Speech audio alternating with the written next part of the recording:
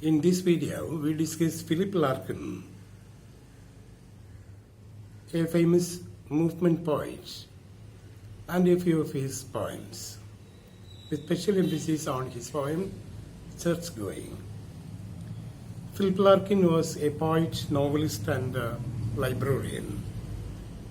He continued to lead the life of a librarian of the University of Hull, London, from 1955 until his death in 1985. He was an important poet of the movement group. The movement poets wanted poetry to be intelligent and intelligible. They revolted against the obscurity of ultra-modern poetry. Pessimism and skepticism are the main traits noted in Philip Larkin. Larkin became a graduate from Oxford University, and he became a close friend of Kingsley Amis. And it was his inspiration that prompted Kingsley Amis produce his masterpiece novel, Lucky Jim. The novel was also dedicated to Philip Larkin. Larkin's juvenilia contained a few novels written under a pen name, Brunette Coleman. The juvenilia included two novellas, one titled Trouble at Willow Gables, Trouble at Willow Gables, and it is set in a girls' boarding school. And this novel has got an unfinished sequel, Michaelmas Tame at Saint Bride's. And these two novellas were produced under the pen name Brunette Coleman. And under the same pen name, he produced a spoof autobiography also.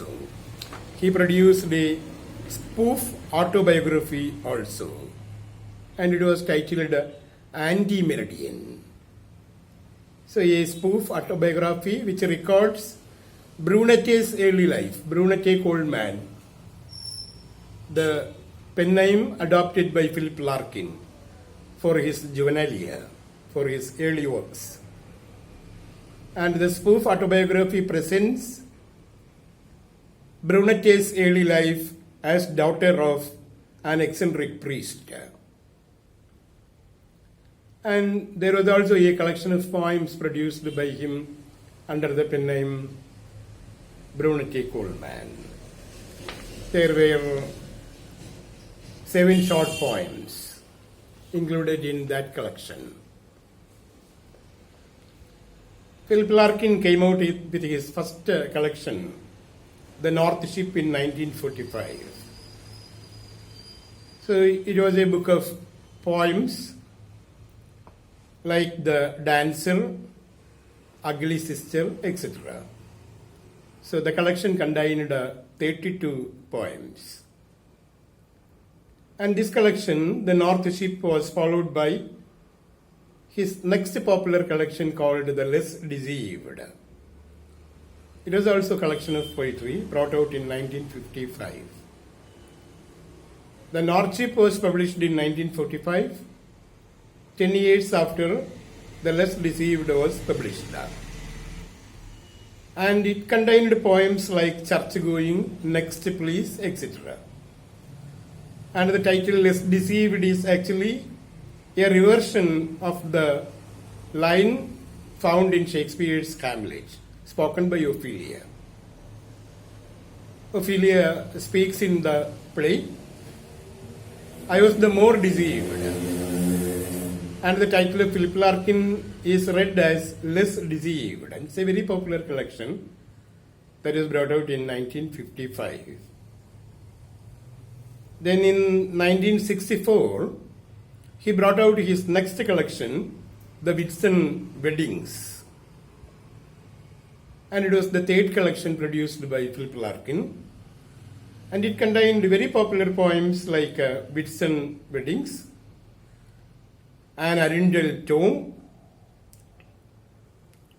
An Arundel Tome is a very noted poem by Philip Larkin. It speaks about his response to seeing a tomb effigies.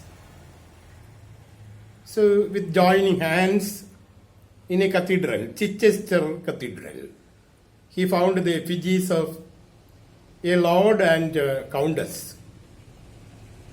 The effigies, the statues, and they are found lying on the floor with the hands put together.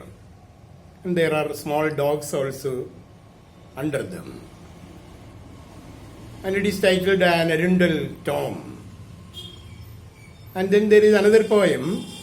The title can be read as MCMXIV. Actually, they represent the year 1914.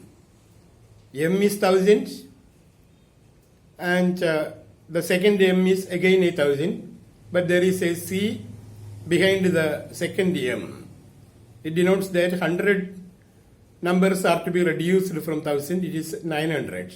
The first M is 1000 and the next M with a C behind it is 900. In fact, it is 1900. Plus XIV is 14. So the title refers to 1914, the year the World War started. So it produces the picture of a group of people preparing to say farewell to their people while marching for the World War. And these are the popular poems included in the collection, Whitsun Weddings. Whitsun Weddings is also a very popular poem by Philip Larkin, included in this collection. It describes the poet's train journey on a Whitsun Saturday from Hull to London. Philip Larkin was librarian at the University of Hull. In fact, he was on his way back from Hull to London, and it was a Whitsun Saturday. And it seemed to be a season for marriages, and many number of married couple enter the carriage. And Philip Larkin, being a bachelor all through his life, finds it a very interesting sight to see the newly married couple getting into the carriage, followed by their relatives, like their father, uncle, unmarried sisters, brothers, etc. And all create sound and drama in the carriage. And it is an evening, it's a hot evening, and he finds the couple and blesses a rain of coldness. The poet's journey from Hull to London and his finding the newlywed couple in the carriage are described in the poem Whitsun Weddings. The poet, who was unmarried, took it as an ironic experience. And Philip Larkin's other important contribution was that he edited the Oxford Book of 20th Century English Words. He edited the Oxford Book of 20th Century English Words. It was in 1973. And I told you, he was a close friend of Kingsley Amis and inspired him to write the novel Lucky Jim. Philip Larkin also produced a few novels like Jill in 1946 and A Gale in Winter in 1947. But he actually wanted to be known as a poet. And so we give special emphasis to his poem, Church Going.